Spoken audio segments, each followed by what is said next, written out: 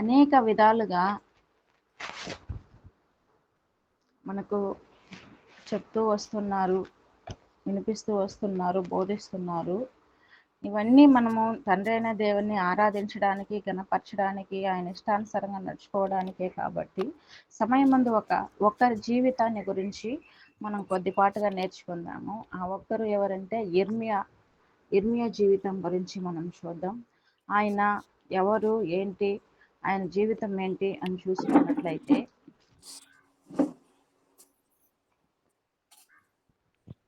ఇర్మియా గారు యాజకత్వంలో పుట్టినవాడు అనమాట. యాజకులు లేవి వంశానికి చెందినటువంటి వ్యక్తిగా మనకు కనిపిస్తుంది. హిల్కియా కుమారుడుగా అతన్ని పిలువబడుతున్నారు. వాళ్ళ తండ్రి గారు కూడా యాజకుడే. ఆయన యాజకత్వం చేసే వంశంలో పుట్టిన వ్యక్తిగా బెన్యామీన్ దేశంలో నివసిస్తున్నట్టుగా యూదులకును ఇజ్రాయేలులకును ఆయన ప్రవక్తగా చూస్తున్నాం అనమాట. మొదటగా వాళ్ళు వంశస్థులందరూ యాజకత్వంలోనే యాజకులుగా వస్తున్నప్పటికీ లేవి వంశస్థుల నుంచి ప్రవక్తగా దేవుడు అతన్ని ఎందుకు ఎన్నుకోవడానికి ముఖ్యమైన కారణం ఏంటి మనము చూసుకున్నాము. యెహోవా ఇర్మియా గ్రంథము 1వ అధ్యాయము 4వ వచనం చూసుకున్నట్లయితే, యెహోవాకు నాకు ప్రత్యక్షమై ఇలాగ సెలవిచ్చెను, గర్భములో నేను నిన్ను రూపింపక మునిపే నిన్నెరిగితిని, నీవు గర్భము నుండి బయలుపడక మునిపే నేను నిన్ను ప్రతిష్ఠించి తిని, జనములకు ప్రవక్తగా నిన్ను నియమించి తిని. యెహోవాకు ఇతడు యాజకత్వం చేయడానికి, యాజకుడుగా అవ్వడానికి రెడీ అవుతున్నప్పుడు, తయారవుతున్నప్పుడు, ఇంకా తన జీవితంలో తన తండ్రిగా తర్వాత ఇతడే యాజకుడు అవ్వాలి. కాబట్టి అలాంటి సందర్భంలో ఇర్మియాకి దేవుడి కనిపించి ఏమంటున్నాడంటే, యెహోవాకి ఏమవుతుందంటే, ఇర్మియా నువ్వు యాజకుడుగా కాదు, నేను చెప్పిన మాట విను. గర్భంలో నువ్వు రూపింపక మునిపే నేను నిన్ను ఎరిగాను, నిన్ను నేను ప్రత్యేకంగా ప్రతిష్ఠించాను. నువ్వు యాజకుడు అవ్వడానికి కాదనైనా నిన్ను ప్రత్యేకించింది, నువ్వు జనములకు ప్రవక్తగా ఉండాలనేసి నేను ప్రత్యేకంగా నిన్ను ప్రతిష్ఠించితిని అనేసి యెహోవా వాక్కు ఇర్మియాకి యెహోవాయే చెప్తున్నాడు అనమాట. అందుకు అయ్యో ప్రభువా యెహోవా చిత్తగించుము, నేను బాలుడనే, మాట్లాడటకు నాకు శక్తి చాలదు అనేను. ఆయన అంటున్నాడు, ఇర్మియా గారు, అయ్యా నేను బాలుడనయ్యా, నాకు శక్తి చాలదయ్యా, నేను చిన్నవాణ్ణయ్యా అంటున్నాడు. అందుకు యెహోవా ఏమంటున్నాడంటే, యెహోవా నాకు ఇలాగ సెలవిచ్చెను, నేను బాలుడను అనవద్దు, నేను నిన్ను పంపు వారందరి యొద్దకు నువ్వు పోవలను, నీకు ఆజ్ఞాపించిన సంగతులన్నీ చెప్పవలను, వారికి భయపడవద్దు, నిన్ను విడిపించుటకు నేను తోడై ఉన్నాను.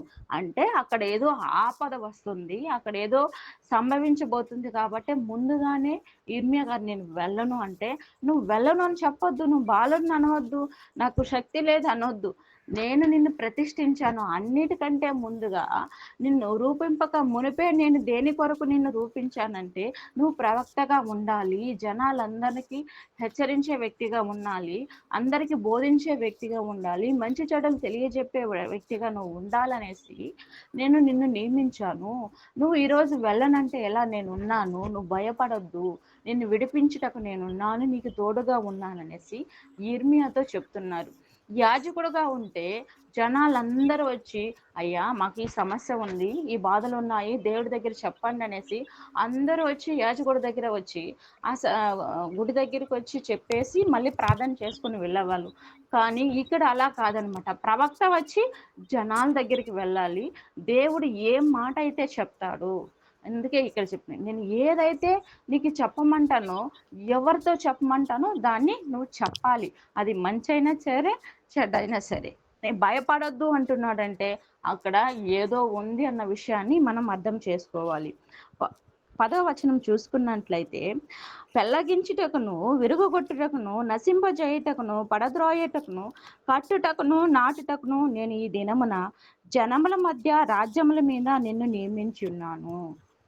మళ్ళీ పడద్రోయాలంటే కట్టాలంటే, నాటాలంటే అన్నిటికీ నేను వాళ్ళకి తెలియపరచాలి అంటే నాకు ఒక బలమైన వ్యక్తి కావాలి. వాళ్ళ పాపాల గురించి చెప్పాలంటే ఖండితంగా వెళ్లి నువ్వు బోధించాలి వాళ్ళకి. నేను ఏదైతే చెప్తున్నానో వాటన్నిటిని వాళ్ళకి చెప్పాలి. పడద్రోయుటకును, కట్టుటకును, నాటుటకును అన్నిటికి నిన్ను జనముల మీద అధికారం ఇస్తున్నా నేను. వీటన్నిటిని నేను ఏమైతే చెప్తానో, ఎవరితో అయితే చెప్పమంటానో వాటన్నిటిని నేను చెప్పిన దాన్ని వెళ్ళి రాజులకు చెప్పాలి అనేసి చెప్తున్నాడు అనమాట. ఇంకో విషయం ఏంటంటే యిర్మీయా గారు ప్రవక్తగా ఉన్నప్పుడు ఎంతమంది రాజులు వచ్చినారంటే 5 మంది రాజుల దగ్గర ప్రవక్తగా పనిచేశాడనమాట. మామూలుగా ఒకరిద్దరు చేస్తేనే చాలా ఇబ్బంది పాలవుతుంటారు ప్రవక్తలు. కానీ యిర్మీయా గారు మట్టు ప్రత్యేకంగా 5 మంది రాజుల దగ్గర ప్రవక్తగా పనిచేసినట్లుగా మనం ఈ యొక్క యిర్మీయా గ్రంథం విలాప వాక్యంలో మనకు కనిపిస్తుంది. మీరు దీన్ని చదివినట్లయితే మీకు కనిపిస్తుంది. అవన్నీ రెఫరెన్స్ అంతా చెప్పి చూపించలేను కాబట్టి నోటితో చెప్పేస్తున్నాను. అదే అలాంటి వ్యక్తి దేవుడు అంటున్నాడు, నేను నిన్ను ప్రవక్తగా నియమించాను, నా గురించి నువ్వు చెప్పాలి. నేను ఇజ్రాయేల్ జనాలందరినీ నేను ఎన్నుకున్నాను. అక్కడ ఐగుప్తు దేశం నుంచి ఈ కానాను దేశానికి ఎందుకు తీసుకొని వచ్చానంటే పాలు తేనె ప్రవహించు దేశానికి వాళ్ళందరూ నా బిడ్డలుగా ఉండాలని, నన్నే పూజించాలి, నా దగ్గర నుంచి ఆశీర్వాదం పొందుకోవాలని నేను వాళ్ళని తీసుకొస్తే ఇక్కడ వచ్చి వాళ్ళు ఇష్టానుసారంగా వాళ్ళు జీవిస్తున్నారు, నాకు నచ్చిన పనులు చేస్తున్నారు, విగ్రహారాధన చేస్తున్నారు, పసిపిల్లలను బలి చేస్తున్నారు, నేను ఏదైతే వద్దంటనో వాటినే చేస్తున్నారు. ఈ యొక్క జనాలందరూ చెడిపోయి ఉన్నారు. వీళ్ళందరినీ నేను బబులోను రాజ్యానికి అప్పగించబోతున్నాను. నెబుకద్నెజర్ వచ్చి వీళ్ళందరినీ పడద్రోయబోతున్నాడు. యెరూషలేము దేవాలయాన్ని కూల్చబోతున్నాను, సరిహద్దులను పడగొట్టబోతున్నాను. ఎంతమంది అయితే జనాలు కనిపిస్తారో వాళ్ళందరినీ, చాలా మందిని ఆ యొక్క రాజు చేతికి అప్పగించబోతున్నాను. మిగిలిన వాళ్ళందరూ చెర పట్టుకొని పోయి వెళ్ళిపోబోతారు. ఈ విషయాన్ని నువ్వు వెళ్ళి యిర్మీయా నువ్వు వెళ్ళి జనాలకి చెప్పు అని చెప్తే, మీరు చనిపోబోతున్నారు, నెక్స్ట్ మీరు దేవుని మాట వినలేదు అంటే ఏమైపోతారు, మీరు ఇలా చనిపోతారని చెప్తే ఆ జనాలు ఎలా రియాక్ట్ అవుతారు, ఎలా ఉంటుందో ఒకసారి ఆలోచించండి. అందుకే ఏమో యిర్మీయా గారు నేను బాలుడని అంటున్నాడు. నువ్వు బాలుడనైనా పర్లేదు, చిన్నవాడైనా పర్లేదు, నేను నీకు తోడుగా ఉన్నాను, నువ్వేం భయపడద్దు, నీకు ఎలాంటి ప్రాణహాని జరగదు, నేను ఉన్నాను అనేసి సెలవిస్తున్నాడు. ఇంత రిలేషన్ ఉన్న వీళ్ళిద్దరికి ఒకానొక టైంలో యిర్మీయా గారు కూడా దేవుణ్ణి అపార్థం చేసుకునే టైం వస్తుందన్నమాట. చదువుకున్నట్లయితే యిర్మీయా గ్రంథము 14వ అధ్యాయము, యిర్మీయా గ్రంథము 14వ అధ్యాయము 13 చదువుకుందాం. యిర్మీయా 14వ అందుకు నేను అయ్యో ప్రభు అయిన యెహోవా, మీరు ఖడ్గము చూడరు, మీకు క్షామము కలగదు, ఈ చోటను నేను స్థిరమైన సమాధానము మీకు ఇచ్చిదనని ప్రవక్తలు వారితో చెప్పుచున్నారని నేననగా, యెహోవా నాతో ఇట్లనెను, ప్రవక్తలు నా నామమును బట్టి అబద్ధములు ప్రకటించుచున్నారు, నేను వారిని పంపలేదు, వారికి ఆజ్ఞ ఇయ్యలేదు, వారితో మాట్లాడలేదు, వారు అసత్య దర్శనమును, శకునమును, మాయ తంత్రమును, తమ హృదయమును పుట్టిన వాంఛనను ప్రకటన చేయుచున్నారు. చాలు సిస్టర్. సమయం మంది ఏమంటున్నాడంటే యిర్మీయా గారు అన్ని విషయాన్ని యిర్మీయాతో చెప్తున్నప్పుడు, అన్ని విషయాలు యిర్మీయా గారి దగ్గరుండి అందరికి చెప్తున్నారు, వాళ్ళ దగ్గర శ్రమలు అనుభవిస్తున్నారు, వాటన్నిటిని చూస్తున్నప్పటికీ కానీ ఒకానొక టైంలో దేవుణ్ణి అపార్థం చేసుకుంటున్నాడు యిర్మీయా. ఎందుకంటే యిర్మీయా వచ్చి జనాలకు ఆపోజిట్ గా ఉన్నాడు, దేవునికి దగ్గరగా ఉండి దేవుని విషయాలన్నిటినీ జనాలకు చెప్తున్న సమయంలో ఇంకొంతమంది ప్రవక్తలు వచ్చి మీకు ఎలాంటి ఆపద రాదు, ఇక్కడే మనం 13వ వచనంలో చదువుకున్నామంట, దేవుడితో అంటున్నాడు యిర్మీయా, మీరు ఖడ్గమును చూడరు, మీకు క్షామము కలగదు, మీ చోటను స్థిరముగా ఉంటారు, సమాధానంగా ఉంటారనేసి ఆ ప్రవక్తలు ఎలా చెప్తున్నారు? మీరేమో యెరూషలేము దేవాలయాన్ని కూల్చేస్తాను, పడగొడతాను, ఇదిగో బబులోను సామ్రాజ్యానికి ఇశ్రాయేలులందరినీ, యూదులందరినీ అప్పగిస్తాననేసి మీరు అంటున్నారు. కానీ ఇక్కడ ప్రవక్తలు వచ్చి దానికి విరుద్ధంగా చెప్తున్నారు అంటే, దానికి యిర్మీయాకు దేవుడు ఏమంటున్నాడంటే, అయ్యో యిర్మీయా, నేనెందుకు వాళ్ళకి చెప్తాను? నేను నిన్ను నిర్మించుకున్నాను గదా! నువ్వు గర్భాన పడకముందే నిన్ను ఎరిగిన వాడిని కదా! నిన్ను ప్రతిష్ఠించిన వాడిని గదా! జనములకు నిన్ను అధికారిగా నియమించాను గదా! ప్రవక్తగా నియమించాను గదా! నువ్వే వెళ్ళి చెప్పాలని నేను చెప్పినాను గదా! నేనెందుకయ్యా నేను చెప్తాననేసి యిర్మీయాతో ఎంత బాగా మాట్లాడుతున్నాడో దేవుడు ఈ 14వ వచనంలో అర్థమవుతుంది. యెహోవా నాతో ఇట్లనెను, ప్రవక్తలు నా నామమును బట్టి అబద్ధములుగా ప్రకటించుచున్నారు, నేను వారిని పంపలేదు. యిర్మీయా, ఎందుకు అబద్ధం చేసుకుంటున్నావు? నేను నిన్ను నిర్మించుకున్నాను, నువ్వే నా బిడ్డవి, నువ్వే నా ప్రవక్తవి, ప్రవక్తగా నీకే కదా నేను అంత అధికారం ఇచ్చాను, వేరే వాళ్ళకి ఎందుకునైనా నేను ఇస్తాననేసి నేను వాళ్ళని పంపలేదు. వాళ్ళు అబద్ధం ఆడుచున్నారు, నేను వారిని ఏ పరిస్థితుల్లో పంపలేదనేసి ఎంత బాగా చెప్తున్నారో ఒకసారి ఆలోచించండి. వారికి ఆజ్ఞ ఈలేదు, నేను వారితో మాటలాడలేదు, వారు అసత్యమును పుట్టించుచున్నారు, అసత్యాన్ని ప్రకటించుచున్నారు, మాయ మంత్రాల చేత వాళ్ళ హృదయం కలిగిన దర్శనాన్ని వాళ్ళు చెప్తున్నారు. నేనైతే వాళ్ళని పంపలేదు యిర్మీయా, ఎందుకు నువ్వు నన్ను అబద్ధం చేసుకుంటున్నావు?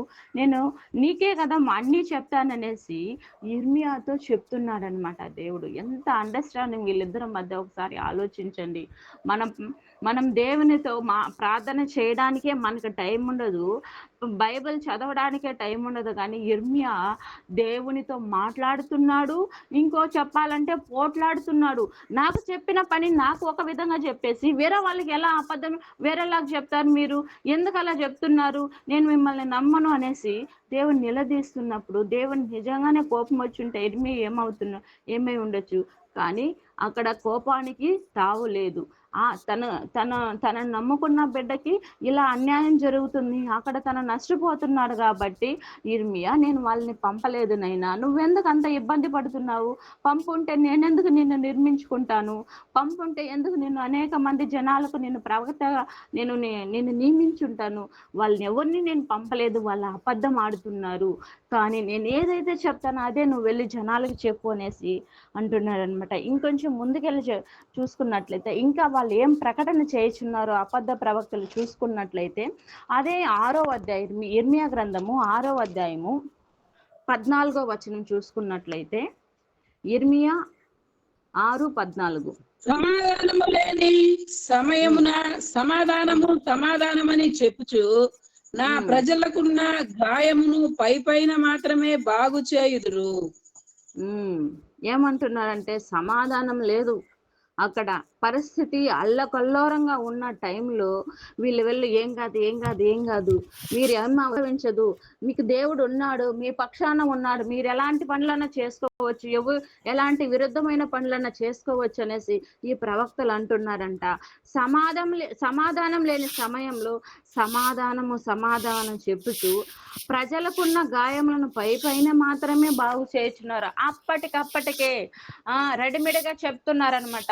వాళ్ళు బాధపడుతున్నారు, వాళ్ళ కష్టాల్లో ఉన్నారు, వాళ్ళ ఇబ్బందులో ఉన్న టైంలో ఇదిగో మీకు ఎలాంటి కష్టం రాదు, రాబోయే కాలంలో దేవుడు ఎవరికి అప్పగింపబోయే టైం లేదు, మీరేం బాగుంటారని చెప్తూ ఉంటే జనాలందరూ యిర్మీయా మాటని వినకుండా ఇదిగో ఈ ప్రవక్తలు మంచిగా చెప్తున్నారు కాబట్టి వీళ్ళ మాటలే వినాలి అనేసి వీళ్ళ యొద్దకు వెళ్ళిపోతున్నారనమాట. వీళ్ళ యొద్దకు వెళ్ళిపోయి నాశనానికి గురి అవుతున్నారే, వీళ్ళని ఏం చేయాలి అనేసి చాలా బాధపడుతున్నారు. తండ్రి అయిన దేవుడే ఈ మాట చెప్తున్నారనమాట. ఇదిగో సమాధానం అని చెప్పి వాళ్ళని సమాధాన పరుస్తుంది. మీకు శ్రమలు రావు, కష్టాలు రావు, ఇబ్బందులు రావు అనేసి పైనే వాళ్ళని వాళ్ళు గాయాన్ని కడుతున్నారు. లోపల ఏమవ్వాలి? ఆ గాయం అలాగే ఉంటే ఏమవుతుంది? ఇర్మియా చూడు వీళ్ళు ఇలా చేస్తున్నారు, కానీ నేను వాళ్ళని మాత్రం పంపలేదు ఇర్మియా అనేసి ఇర్మియాతో సెలవిస్తూ, అదే విధంగా ఇర్మియా గారు చాలా ఇబ్బందికరంగా బాధపడుతూ, అయ్యో! ఈ జనాలు ఏమైపోతారు? నా మాట వినటం లేదే, నేనంటే లెక్కలేదే, నేను తండ్రి అయిన దేవుడు నన్ను పంపించినాడే, ఎందుకు వీళ్ళందరూ బాగుండాలనేసే కదా అనేసి ఈ ఈ జనాల కోసం ఎంత బాధపడుతున్నారో ఒకసారి ఈ వచనం కూడా మనం చదివేద్దాం. అదే ఇర్మియా గ్రంథము 4వ వచనము. ఇర్మియా గ్రంథము 4:19 నుంచి 21 వరకు చూద్దాము.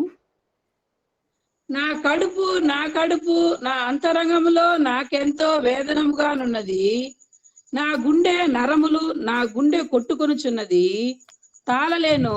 నా ప్రాణమా, బాకానాదము వినబడుచున్నది కదా, యుద్ధ ఘోష నీకు వినబడుచున్నది కదా. కీడు వెంట కీడు వచ్చుచున్నది, దేశమంతయు దోచుకొనబడుచున్నది. నా గుడారమును హఠాత్తుగాను నిమిషంలో నా డేరా తెరలను దోచుకొనబడి ఉన్నవి. నేను ఎన్నాళ్ళు ధ్వజమును చూచుచుండవలెను, భూరధ్వని నేనెన్నాళ్ళు వినుచుండవలెను. Thank you sister. సమయమందు ఇర్మియా గారు బాధపడుతున్నారు. తన ప్రజల మీద ఆ యొక్క దేశం అంటే ఎంత ఇష్టమో ఆయనకి, దేశం కోసం ఎంతలా పాకులాడుతున్నారో ఒకసారి దీన్ని చదివితే అర్థమవుతుంది. నా కడుపు నా అంతరంగంలో నాకెంతో వేదనగా ఉన్నది. ఏమంటే వీళ్ళని దేవుడు నాశనం చేస్తాడనేసి వీళ్ళకేమో దేవుడు చెప్తా ఉంటే, వీడు నా మాట వినకుండా సమాధానం వైపు వెళ్ళిపోతున్నారనేసి తన బాధను వెలబుచ్చుతున్నాడు. నా గుండె నరములు, నా గుండె కొట్టుకొనుచున్నది, తాళలేను. నా ప్రాణము బకానాదము వినబడుచున్నది కదా, యుద్ధ ఘోష నీకు వినబడుచున్నదే. నేను ఎవరితో చెప్పుకోను, ఎలా చెప్పుకోను, వీళ్ళు చెప్తే వినడం లేదే. నా దేశం ఏమైపోతుంది, నా దేశం ఎటు వెళ్ళిపోతుంది, నా జనాలందరినీ దేవుడు నాశనం చేస్తాడని చెప్తే వీళ్ళందరూ వినటం లేదనేసి జనాల కొరకు, ఆ యొక్క దేశం కొరకు ఘోషిస్తున్నాడనమాట, బాధపడుచున్నాడనమాట. మనం ఈరోజు దీన్ని బట్టి ఇర్మియా దగ్గర నుంచి ఏం మనం నేర్చుకోవాలంటే, మనము మన దేశం కొరకు ప్రార్థన పరులుగా ఉండాలి. మనం దేశం బాగుండాలని కోరుకోవాలి. మన చుట్టుపక్కల ఉన్న జనాలందరి కొరకు ప్రార్థించాలి. మనతో ఉండే వాళ్ళకే కాకుండా, మన కుటుంబ సభ్యులకే కాకుండా అందరి కొరకు మనం బాధపడే వ్యక్తులుగాను, అందరినీ రక్షించే వ్యక్తులుగాను, అందరినీ దేవుని యొద్దకు చేర్చే వ్యక్తులుగాను మనము ఈ ఇర్మియా ద్వారా, ఆ ఇర్మియాకి ఏముంది, దేవునికి ఇర్మియాకి ఎంత అండర్స్టాండింగ్ ఉందంటే అంత అండర్స్టాండింగ్. ఇంతకు ముందు మనం చదువుకున్నాం కదా, ఇర్మియా నేను చెప్పలేదనైనా అనేసి ఎంత బాగా చెప్తున్నాడు. మంచిగా ఉన్నాడు, ఏమైపోతే నాకెందుకు అనుకోలేదు, కానీ వాళ్ళందరూ నాశనం అయిపోతారే, వాళ్ళందరూ శత్రువుల చేతికి అప్పగింపబోతున్నాడే దేవుడు అనేసి బాధపడుతూ వేదన పడుతున్నాడు. ఇలాంటి వ్యక్తులుగా మనము కూడా ఉండాలన్నదే దేవుడు యొక్క తండ్రి అయిన దేవుడు పరిశుద్ధాత్మ ప్రేరేపణతో మనందరికీ రాయించున్నారు. ఇంకొంచెం ముందుకెళ్ళి మనం కొంచెం ఈ యొక్క దేశభక్తి గురించి ఇంకొంచెం ఆలోచన చేద్దాం. అదే మొదటి తిమోతికి రాసిన పౌలు గారు తిమోతికి రాసిన మొదటి పత్రిక 2వ అధ్యాయము 1-2 చదువుకున్నట్లయితే, మనము సంపూర్ణ భక్తియు మాన్యమును కలిగి నెమ్మదిగాను సుఖముగాను బ్రతుకు నిమిత్తము అన్నిటికంటే ముఖ్యముగా మనుషులందరి కొరకును, రాజుల కొరకును, అధికారుల కొరకును విజ్ఞాపనలు, ప్రార్థనలు, యాచనలు, కృతజ్ఞతాస్తుతులు చేయవలనని హెచ్చరించుచున్నాను. తిమోతి గారికి రాస్తున్నారనమాట పౌలు గారు. తిమోతి నువ్వు వెళ్ళు, పలానా సంఘానికి వెళ్ళు అని ఇక్కడ కొరింథీ సంఘానికి, మాసిదోనియా సంఘానికి, ఎఫెసీ సంఘానికి, వీటన్నిటికీ సంఘాలుగా తిమోతిని పంపిస్తున్న సందర్భంలో, లేఖలు రాస్తున్న టైంలో ఏ విధంగా మాన్యంగాను మంచిగా ఉండాలి, వాళ్ళు మర్యాదగా ఉండాలి, గౌరవంగా ఉండాలి, అందరు సంపూర్ణమైన భక్తియు మాన్యమును కలిగి నెమ్మదిగాను సుఖంగాను బ్రతకాలంటే మనం మనుషులందరి కొరకు కొరకు ప్రార్థన చేయాలి, రాజుల కొరకు ప్రార్థన చేయాలి, అధికారుల కొరకు ప్రార్థన చేయాలి, విజ్ఞాపనలు చేయాలి. మనం కృతజ్ఞత కలిగి ఉండాలి. మనం దేశం కొరకు, మన రాష్ట్రాల కొరకు, జిల్లాల కొరకు, మనం చుట్టుపక్కల ఉన్న గ్రామాల కొరకు ప్రతిదీ ఎన్నో ఎన్నో అవసరతలు ఉన్నాయి. ఇదిగో హాస్పిటల్కి వెళ్ళి చూసినట్లయితే ఎన్ని రకాల రోగాలు ఉన్నాయంటే అన్ని రకాల రోగాలతో బాధపడుచుంటారు, అన్ని విధాలుగా బాధపడుచుంటారు. ఇంకొంచెం మనం ముందుకెళ్ళి పోలీస్ స్టేషన్లో చూస్తే అనేక వివాదాలతో ఉంటారు. కోర్టుకి వెళ్తే ఇంకా అక్కడ ఉంటుంది. ఇలాంటి చోటుకి వెళ్తే కనిపిస్తుంది మనకు రోదన, వేదన, బాధ అంటే ఏంది అంటే ఇలాంటి చోట్లకి వెళ్తే మనకు కనిపిస్తుంది. వీళ్ళందరి కొరకు ప్రార్థించడానికి మనల్ని దేవుడు పెట్టున్నాడు. ఇవన్నీ రాసున్నారంటే మనం కొరకే కాదు, మన సెల్ఫ్గా మనల్నే మనం రక్షించుకోవడం, మన కుటుంబాన్నే రక్షించుకోవడం, మన గురించే ప్రార్థన చేసుకోవడం, మన కష్టాల గురించే ప్రార్థన చేసుకోవడం కాదు.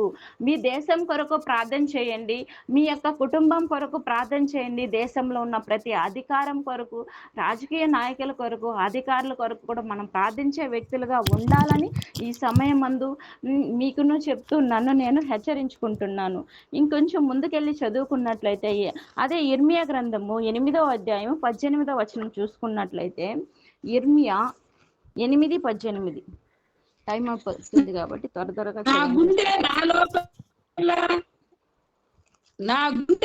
నా లోపల సొమ్మసిల్లుచున్నది, నేను దేని చేత దుఃఖోపశాంతి నా గుండె నా లోపల సొమ్మసిల్లుచున్నది. ఎందుకంటే ఇజ్రాయేల్ జనాలు నా మాట వినటం లేదు. స్వయంగా తండ్రి నాతో చెప్తున్నాడు, కానీ వీళ్ళు వినటం లేదు. నా గుండె నా లోపల సొమ్మసిల్లుచున్నది. నేను దేని చేత, నేను ఎలా దుఃఖోపశాంతి పొందుతున్నాను, నేను ఎలా వీళ్ళని మార్చాలి, వీళ్ళని మార్చడానికి ఏం మాట్లాడాలి, ఎలా మాట్లాడితే వీళ్ళు మారుతారు, వీళ్ళు నాశనం కాకుండా వీళ్ళని కాపాడాలి అనేసి ఈయన బాధపడుచు తండ్రి దగ్గర విన్నపం చేస్తూ, అదే విధంగా వీళ్ళకి తండ్రి చెప్పిన మాటను కరాకంటిగా చెప్పే బోధకుడుగాను, ప్రవక్తగాను ఈయన్ని మనం చూడొచ్చు అనమాట. ఈ ఇర్మియా గురించి చెప్పాలంటే చాలా చాలా విషయాలు ఉన్నాయి. ఎందుకంటే దేవునికి ఇర్మియాకి చాలా దగ్గర సంబంధం ఉంది. పెద్ద ప్రవక్తలో ఒక వ్యక్తిగా కూడా ఉన్నాడు ఈయన హెచ్చరికలు ఎలా ఉంటాయి అదో ఒకసారి మనం చూసుకున్నట్లయితే ఇర్మియా గ్రంథము 18వ అధ్యాయం 1 నుంచి 17 వరకు, తర్వాత మీరు చదువుకోండి, నేను విషయాన్ని చెప్పేస్తాను. ఇర్మియా గ్రంథము 18వ అధ్యాయం 1 నుంచి 17, 18 వరకు మీరు తర్వాత చదువుకోండి, విషయం చెప్తాను. ఇర్మియా నువ్వు లేచి ఒక కుమ్మరింటికి వెళ్ళు అనేసి అంటే వెంటనే ఇర్మియా గారు కుమ్మరింటికి వెళ్ళిపోతారు. అక్కడ వెళ్ళిన తర్వాత ఆ కుమ్మరి తయారు చేసే ఆ యొక్క సారె మీద ఆ యొక్క మట్టిని వేసి తయారు చేస్తూ ఉన్నప్పుడు మట్టి అంతా విడిపోతుంది అనమాట. విడిపోయిన దాన్ని తీసి మరలా ఒకటి చేస్తున్నాడు, వేరొకటి చేస్తున్నాడు అనమాట. దాన్ని చూసి యెహోవా ఇట్లా అంటాడు, ఏమంటున్నాడంటే, ఇలాగ నేను వేరొక కుమ్మరి మట్టి చేసినట్లు నేను మీకు చెయ్యలేనా? కుమ్మరి ఒక మట్టిని తీసి దాన్ని తయారు చేస్తున్నప్పుడు అది విడివిడి అయిపోయినప్పుడు అది అతుక్కోలేని టైంలో దాన్ని తీసి పారివేయకుండా వేరే దాన్ని వేరే రూపాన్ని ఇయ్యగల శక్తి సామర్థ్యం ఈ కుమ్మరికి ఉంది కదా. ఈ జనాలందరూ నాకు కుమ్మరి ఆ యొక్క అలాంటి వాళ్ళే కదా, నేను వాళ్ళనంతా ఏమన్నా చేయగలుగుతాను, కట్టడానన్నా కట్టగలుగుతాను, పెళ్ళగింతుననియో విడగొట్టుదుననియో నశింపజేయుదునని ఏదో ఒక జనం గురించి నేను చెప్పినాను కదా. ఈ ఇజ్రాయేల్ జనాల గురించి చెప్పాలని వాళ్ళ పేర్లు చెప్పడానికి కూడా దేవునికి ఇష్టం లేదు. ఈ జనాలకు నేను ఇవంతా చేస్తానని చెప్పినాను కదా ముందు ఇర్మియా. వీళ్ళని పడగొట్టబోతున్నాను, వీళ్ళని పడద్రోయబోతున్నాను, వీళ్ళని పెళ్ళగింపబోతున్నాను, కానీ నా మాటలు కానీ విన్నారంటే నేను దాని నుంచి తప్పించుకోవడానికి అవకాశం ఉంది. ఒకసారి వాళ్ళకి చెప్పు అంటే దాన్ని చెప్పినప్పుడు వాళ్ళు ఎలా రియాక్ట్ అవుతారంటే ఒకసారి మనం చూసుకున్నట్లయితే ఇంకోటి ఏమంటే, మంచిగా ఉండే వాళ్ళు మంచిగా ఉంటే పర్లేదు, కానీ నా మాట వినకుండా పోయినారంటే ఆశీర్వాదాన్ని వాళ్ళకి ఇవ్వను, దీవెనలు వాళ్ళకి ఇవ్వను, వాళ్ళు కరువుతోనూ కష్టంతోనూ ఇబ్బందితోనూ బాధపడతారనేసి ఈ యొక్క 18వ వచనం ఫుల్గా ఇర్మియా యొక్క ప్రసంగ హెచ్చరికలు ఉంటది. దేవుడు ఏదైతే చెప్తాడో దాన్నే తీసుకెళ్లి చెప్పినప్పుడు వాళ్ళు అంటారు. అదే ఇర్మియా గ్రంథం మనం చూసుకున్నట్లయితే 18 చూసుకున్నట్లే ఇవన్నీ విన్న తర్వాత జనాలు ఏమంటారంటే, అప్పుడు జనులు యిర్మీయా విషయమై యుక్తిగల యోచన చేత్తుం రండి. యాజకుడు ధర్మశాస్త్రమును వినిపించక మానడు, జ్ఞాని యాచన చేయకుండా మానడు, ప్రవక్త వాక్యం చెప్పక మానడు. వాని మాటల్లో దేనిని మనం వినకుండా మాటలతో వాడిని కొట్టుదుము రండి అని చెప్పుకొనిచున్నారంట. ఏం చెప్తున్నారంట? మాటలతోనే కొడతారంట. ఎంత ఎంత బాధాకరమైన విషయం ఒకసారి ఆలోచించండి. మీరు బాగుపడండి రా బాబు అనేసి ఆయన తండ్రి అయిన దేవుడు చెప్పిన మాటలను వీళ్ళకి వినిపిస్తా ఉంటే, వీళ్ళందరూ కక్ష కట్టుకొని ఈయనని మాటలతోనే మాట్లాడే ఆ మాటలు లోతులోకి వెళ్ళినప్పుడు నిజంగానే చాలా మంది మాట్లాడితే బాధ అనిపిస్తుంది అనమాట. వీళ్ళు ఇలా ఎందుకు మాట్లాడతారు? ఆ టైంలో అనిపిస్తుంది, అబ్బా ఏంద్రా వీళ్ళు మాటలు వినడం కంటే చచ్చిపోవడం బెటర్ అని ఆ విధంగా ఆలోచించుకొని మరి ఒకరితో మాట్లాడుకొని వస్తున్నారు. ఈయనని ఇలా మాట్లాడాలి. మాట్లాడినప్పుడు మనం ఏం చెయ్యకూడదు, ఆయుధాలు ఏం అవసరం లేదు, కత్తులు ఏం అవసరం లేదు, ఎలాంటి విష ప్రయోగం ఏం అవసరం లేదు, కానీ మాటలతోనే ఆ వ్యక్తిని చంపేయాలి అన్నట్టుగా చూస్తున్నారు. ఈ యొక్క ఈయనకి వచ్చిన శ్రమలు చిన్న శ్రమలు కాదు. ఈ యొక్క వాక్యాన్ని ముందుగానే చెప్పేస్తాను, తర్వాత చదువుకోండి. యిర్మీయా 19 అధ్యాయం ఫుల్గా చదువుకోండి. అదే 20 అధ్యాయం 19, 20 చూసుకున్నట్లయితే యిర్మీయా వెళ్ళి ఆ రాజులతో చెప్తాడు, యాజకులతో చెప్తాడు, మీరెందుకు పసిపిల్లల్ని ఎందుకు చంపేస్తా ఉన్నారు, పసిపిల్లల్ని ఎందుకు బలి అర్పిస్తున్నారు, ఇలాంటి పనులు చేయకండి అంటే యిర్మీయాని చంప మీద కొడుతున్నారు. యిర్మీయాని గోతులో వేసేస్తా ఉన్నారు. అతనికి నీళ్లు లేకుండా, అసలు భోజనం లేకుండా, తన సొంత అవసరాలను కూడా ఎలా తీర్చుకొని ఉంటాడు ఆ వ్యక్తి ఆ గోతులో వేసేస్తే. అంత కఠినంగా యిర్మీయాని వాళ్ళు ట్రీట్ చేస్తున్నట్టుగా మనం చూస్తాం. ఇంకో విషయం ఏమంటే, అదే యిర్మీయా గ్రంథం 36వ వచనం ఫుల్లుగా చదువుకుంటే, తండ్రి అయిన దేవుడు చెప్పిన మాటలన్నిటిని రాస్తూ వచ్చి ఆ రాతను ఒకానొక టైంలో 36వ అధ్యాయంలో తీసుకెళ్ళి తిని చెప్తూ ఉంటాడు, ఇలాగంతా ఉంది, మీరు ఎందుకు నాశనం అయిపోతారు, మీరే బాగుపడండి, తండ్రి అయిన దేవుడు మిమ్మల్ని బబులోను రాజ్యానికి అప్పగించబోతాడు అనేసి విషయాన్ని అన్నిటినీ చెప్తున్న టైంలో వాళ్ళు చదువుతూ ఆ యొక్క రాసిన గ్రంథాన్ని చింపి వాళ్ళు కాల్ చేస్తారనమాట. రాసిన గ్రంథాన్ని చింపి కాల్ చేస్తున్న టైంలో అది ఒక్కటి చదువుకొని ముగించుకుందాము. యిర్మీయా గ్రంథము 36వ అధ్యాయము 23లో చింపేయడం ఉంది. అది ఇంకోసారి చూసుకున్నట్లయితే అందుకే చెప్తాడు యిర్మీయా 36, 32 లాస్ట్ చదువుకున్నట్లయితే, యిర్మీయా ఇంకొక గ్రంథమును తీసుకొని లిఖికుడును నేర్పడిన కుమారుడైన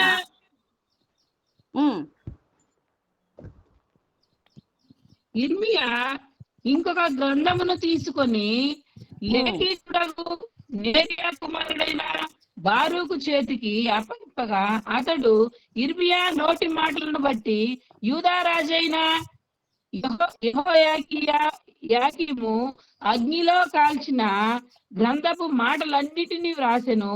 మరియు ఆ మాటలు కాక అట్టివి అనేకములు అతడు వాటితో కూర్చెను. యిర్మీయా ఆ యొక్క వాటిని చింపేసినప్పుడు, రాసిన వాటన్నిటిని చింపేసినప్పుడు చాలా బాధపడతాడు, చాలా ఇబ్బంది పడతారు. ఇందుకే నేను రానని చెప్పినాను, ఇందుకే ప్రవక్తగా నేను ఉండనని చెప్పినాను, ఇందుకే నేను వీళ్ళ దగ్గరికి వెళ్ళనని చెప్పినాను, అందుకే కదా నేను అప్పుడే చెప్పినాను నేను రాననేసి, ఇలా వీళ్ళ దగ్గర ఇన్ని కష్టాలు ఉంటాయనేసి, వీళ్ళు చూడండి ఇప్పుడు చింపేశారు, ఎంత కష్టపడి మనం రాసినామనేసి బాధపడుతూ వేదన పడుతున్నప్పుడు తండ్రి అయిన దేవుడు అంటాడు, యిర్మీయా నువ్వు బాధపడొద్దు నైనా, మనం ఇంకోసారి రాద్దాము, ఇంకోసారి రాయడానికి నేను నీకు తోడుగా ఉంటాను, వేరొక నీకు సహాయంగా పెడతాననేసి యిర్మీయా నోటి మాట చెప్తా ఉంటే వేరే వ్యక్తి రాస్తాడనమాట. దాన్ని రాయడమే కాకుండా, రాసిన వాటిని రాయడమే కాకుండా ఇంకొన్ని విషయాలను రాసినట్లుగా కూడా మనం ఇప్పుడు చదువుకున్నాం కదా. ఇది యిర్మీయా గారి దీన్ని రాయడానికి ఎన్ని కష్టాలు, ఎన్ని ఇబ్బందులు, ఎన్ని బాధలు పడినారంటే, అన్ని విధాలుగా పడవలసిన బాధలన్నీ పడ్డారు. పడవలసిన కష్టాలన్నీ పడ్డారు. పడవలసిన వేదనలన్నీ ఆయనకి జరగవలసిన ప్రతీది జరిగిందనమాట. కట్టడం, తిట్టడం, చంపటం వరకు వెళ్ళినారు గానీ, దేవుడు అతనికి తోడుగా ఉన్నాడు కాబట్టి అతన్ని చంపలేకపోయినారు. ప్రతి విధమైన హింస జరిగింది. లాస్ట్‌లో ఈ ఇర్మియా గ్రంథం మన చేతికి రావడానికి ఇర్మియా గారు ఇన్ని కష్టాలు పడి ఉన్నారు. మనం ఈ గ్రంథాల్ని మనం చదువుకోవడానికి మనం టైం చాలడం లేదు. మనల్ని ఎవరిని కొట్టడం లేదు, ఎవరు తిట్టడం లేదు, ఎవరు బెదిరించడం లేదు. కానీ ఈ వాక్యాన్ని మాత్రం మనం చదవడానికి మనం టైం ఇవ్వలేకపోతున్నాం. ఎంతెంత కష్టపడి వాళ్ళు చేసిన వాటికి అంతా మనం టైం వేస్ట్ చేసుకుంటున్నాము. అలాంటి వాళ్ళగా మనం ఉండకుండా తండ్రి అయిన దేవుడు ఇర్మియాకు ఎలాగైతే హెచ్చరికలు ఇస్తూ దేశాన్ని కాపాడుకోమంటున్నారో అలాంటి మన ఆ హెచ్చరికలను పాటించే వాళ్ళుగా దాన్ని అనుసరించే వాళ్ళుగాను ఉండాలనేసి నన్ను నేను హెచ్చరించుకుంటూ మీకు ఈ సమయమందు ఈ విషయాన్ని ప్రేమతో వివరిస్తున్నాను. ఇచ్చిన సమయాన్ని బట్టి ప్రత్యేకంగా అందరికీ వందనాలు తెలియజేసుకుంటూ ముగించుకుంటున్నాను.